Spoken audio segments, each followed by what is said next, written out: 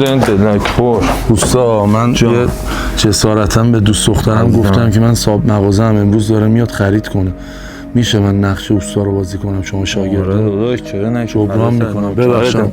رفیق ما آقا رفاقت خیلی خاکی پات بذار دست نه دور سرت بگیرم. شاگردمو دیدی؟ اینو تازه آوردم. این سلام هم نکردم. گو خورده. هی بیا اینجا ببینم میمون.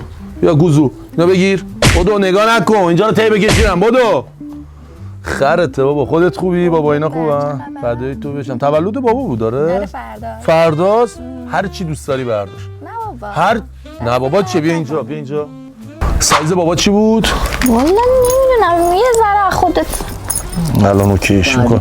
هی پسر بیا اینجا ببینم. چی داری چاله میکنی؟ اونو بده من. بیا گردگیری کن.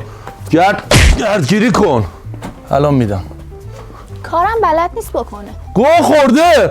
سایز پایش چند بود؟ نمیدونم، حالا بیا اگه نخورد میام عوض میکنم دیگه. وای چقدر این تو دست و پاست. بابا نسا دیگه. گم شو بیرون. عزیزم فعلا اینا رو ببر. بیا اینا رو بگی ببینم. از پایین بردار بیا اینجا. بیا برو بذار تو ماشین خانم. بدو ببینم. بدو وای نسا. اینا رو ببر. آره قربونت برم. بعد زنگ بزن باز واسط میفرستم. مرسی که اومدی. قربونت برم. ببین پسر فعلا کاری با بی احترامیات ندارم. اون جنسایی که بردی چه جوری میخوای تصفیه کنی؟ نوکر. برو عقب. آقا چرا ناراحت شدی؟ کرکره رو بده پایین. آره کرکره رو میدم پایین، کاری نداره که وایسا.